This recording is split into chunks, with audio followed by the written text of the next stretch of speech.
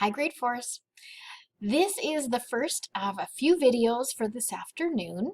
I just wanted to make sure that you are able to see them all. If I made one big long video, I thought it would just be too hard to upload and watch and everything, so I'm going to do the videos in a series.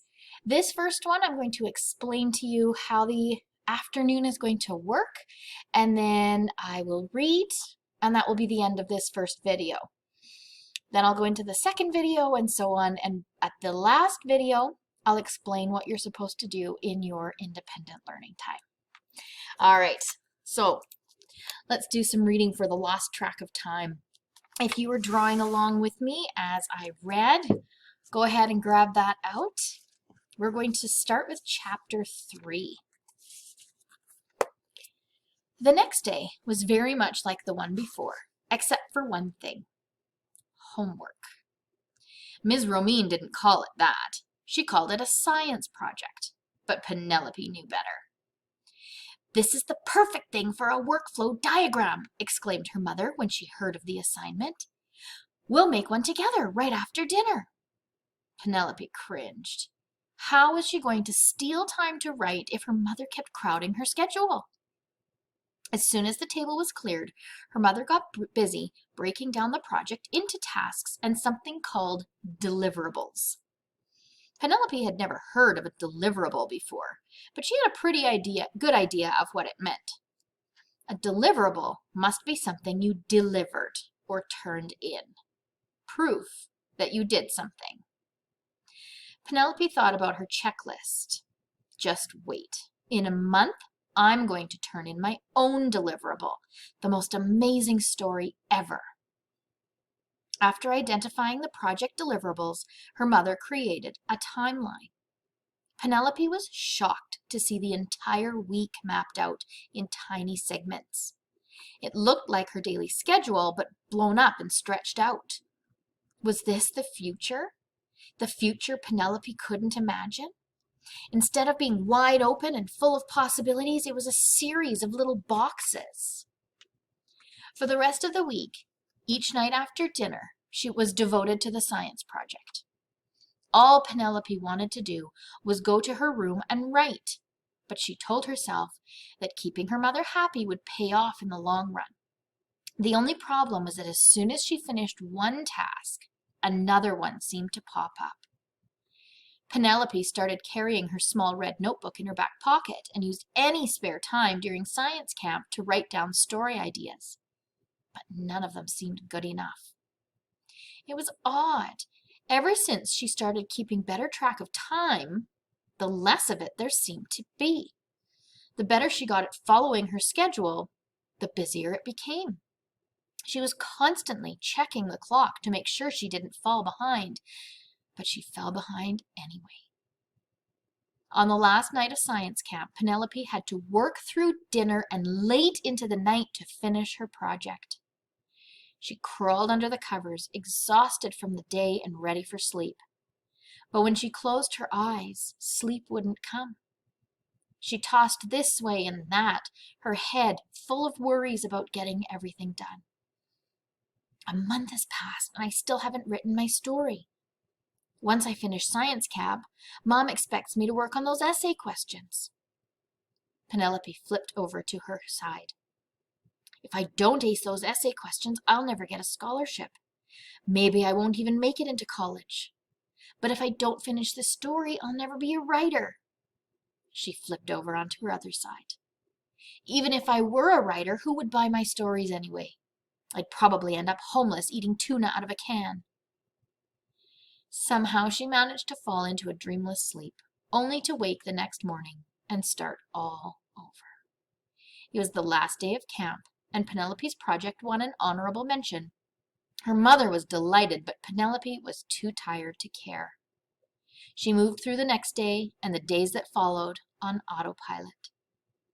By the time another week had passed, she was no closer to coming up with a story idea than before. Science camp was over, but Penelope's schedule was busier than ever. Now she was taking tennis lessons, learning Mandarin, and doing volunteer service hours at the museum in the afternoon.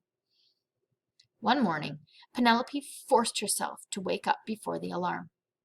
She dug out her notebook from under the bed and opened it. She stared at the page, willing herself to write. But for the first time, nothing came. Not even bad ideas. Her mind was blank. Not blank as in wide open, waiting for something wonderful, but blank like a wall. That's odd, thought Penelope. She usually had more ideas than she could keep track of. She got out a few old notebooks from under her bed and flipped through them. Detailed notes, elaborate doodles, long lists of words she'd collected, and half-written stories filled the pages. None of them looked familiar. She didn't even remember writing them. By now, she should be writing madly, dreaming up new characters and creating exciting plot twists. But she wasn't. She couldn't. Penelope heard her mother's heels clicking down the hall. She threw on her overalls, stuffed a pen and her red notebook in her back pocket, and ran downstairs to breakfast. "Good morning, sunshine," her mother chirped. "What'll it be?" "Just some cereal," said Penelope. She wasn't feeling hungry. She wasn't feeling anything. Once breakfast was laid out neatly, her mother sat down. "All right then, let's see what we have to look forward to today." She picked up the calendar and ripped off yesterday's date. Penelope braced herself for the little sigh her mother always made at this point. But she didn't sigh. Instead, she let out a gasp. Penelope put down her spoon. "What?"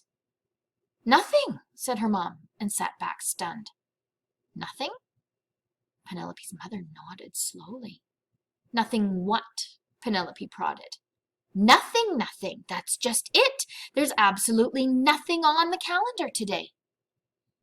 Penelope craned her neck to get a better look. There was the month, July, the date, 3, and the quote, but after that, the calendar was empty.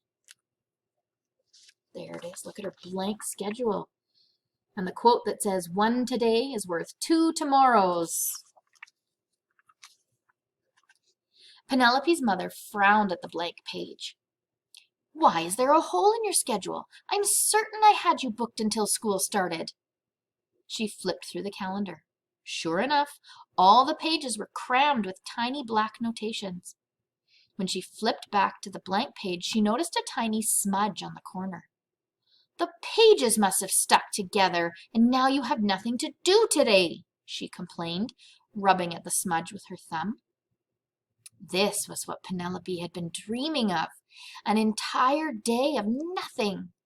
Her mind started to race. Maybe her mother would give her the day off. After all, Penelope had been on time all day, every day, for weeks and weeks. A day off wouldn't hurt. She would sit at her desk, stare out the window, and... "All right," said Penelope's mother, "we'd better get busy." Penelope's mind came to a screeching halt. Busy? Doing what? "What do you mean, doing what? You can't do nothing all day." A familiar knot of dread formed in Penelope's stomach. "Let's see," said her mother. "We'll start the day with another cooking lesson. You still haven't learned how to make chicken cordon bleu, followed by ironing and Mandarin vocabulary drills. This afternoon, I'd like you to replant your tomato patch. Your rows are crooked. After dinner, I think you should take up knitting. How does that sound?" She looked at Penelope expectantly, one pencil-thin eyebrow raised as high as it would go. The knot in Penelope's stomach grew tighter. "Penelope, I said, how does that sound?" The knot moved from her stomach and into her throat. Penelope took a deep breath. "Can I have a day off instead?" she asked, pushing the words out as best she could. "Certainly not," her mother laughed. "But I've been on time for weeks and weeks." "Penelope, we've been through this. There's not the least possibility you can have a day off and get everything done. Now then, help me figure out what to do with the time slot after lunch." Penelope stared as her mother reached for a pen. "I know what. You can clean out all the junk under your bed. I've been wanting to do that for weeks." "What junk?" Penelope's voice was barely a whisper. Penelope's mother gave her an exasperated look. "You know what junk.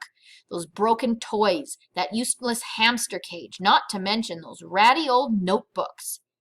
The new school year begins soon. It's time for a fresh start, don't you think?" Penelope wanted to yell "No!" but the knot in her throat wouldn't let her. Those weren't ratty old notebooks. They were her stories. She'd been a fool to think she could fight fire with fire, and now her plan had gone up in smoke. Penelope watched, unable to move or speak as her mother began to write. But just at that moment, the exact moment when pen touched paper, the doorbell rang. "Ding dong!" "Oh dear," said her mother, "your father must have forgotten his key." She got up from the table and walked briskly to the front door. As soon as her mother left the room, Penelope let out the breath she was holding, and her head began to clear. There was only one person who could help save her notebooks, help save her dreams. Penelope had just a few seconds to act. It was now or never. She leaned forward, ripped the page out of the calendar, and stuffed it into her pocket. Then she slipped off her wristwatch and shoved it in a drawer before bolting out the back door. "How'd you get here?" said Miss Matty when she found Penelope at her doorstep. "There's a hole in my schedule," said Penelope, panting. "How extraordinary!" Miss Matty motioned Penelope inside, then closed the door. "Does your mother know you're here?" Penelope shook her head. "No, but I had to come. I've run out of ideas, and my mother is going to throw away my notebooks, and I'll never be a writer." "Ah," said Miss Matty, "we'd better have some tea." There she is, showing up at the door.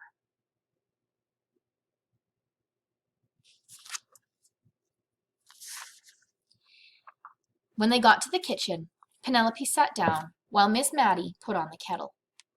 After the stove was lit and the water was on, Miss Matty joined her at the table. "So you've run out of ideas?" she asked. "I thought my parents would give me more time to write if I could prove my stories were important," explained Penelope. "I have to write something good, something amazing, but my mind is blank. I can't come up with anything. I've tried for weeks and now it's too late. My mother wants to throw away my notebooks. I've been writing in those notebooks for years. They're my inspiration. Without them, I'll never come up with a story idea. Never." Miss Matty pursed her lips and stared out the window. Penelope stared with her. Usually, staring out the window made her feel relaxed, but not this time. The scenery outside looked flat, like the backdrop of a play. Thwack! Miss Matty slapped the table with her palm. Penelope sat up. "Space," she said. "Space?" asked Penelope. Yes, space. Maybe your ideas are stuck. Maybe they got crowded out, and all you need is a little bit of—" She fluttered her fingers around. "You know, space." Space. It sounded like a good idea. "Speaking of space," said Miss Matty, "just how big is this hole in your schedule?" Penelope took the calendar page from her pocket and smoothed it out on the table. Miss Matty leaned over. "That's pretty big," she said, tapping the calendar page with her finger. Penelope nodded. "Watch out," said Miss Matty. "You could fall into a hole like that." Penelope glanced up, expecting to see a twinkle in Miss Matty's eye. But there was no twinkle, or wink, or even a smile. Miss Matty was staring straight at her, a serious expression on her face. Just then the kettle screeched and Miss Matty got up. Penelope looked back down at the calendar page with Miss Matty's words lingering in her mind. You could fall into a hole like that. Penelope noticed the white of the paper looked brighter than before, and the little black lines seemed faded. The longer she stared, the fainter the black lines grew until they disappeared altogether. "That's odd," thought Penelope. She blinked and gave her head a little shake. The lines reappeared. Penelope looked over at Miss Matty, who was spooning tea into the pot. "Tea will be ready in no time," Miss Matty assured her. Penelope nodded and stole another glance at the page. It happened again. The paper seemed to glow for a minute. Penelope looked closer. The lines were definitely growing fainter. "This time I'm not going to blink," she decided. Penelope kept her eyes open as wide as they would go. Sure enough, the white grew slowly brighter and the black lines receded. "Don't blink, don't blink." Penelope's eyes started to water, but she kept her resolve. The black lines had disappeared altogether, and even the white seemed to fade into nothing. "Don't blink, don't blink." Now the room disappeared.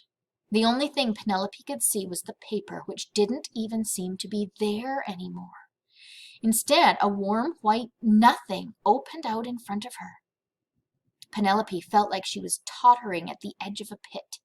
It made her feel queasy, so she blinked. And in that brief moment of darkness, the pit rushed up.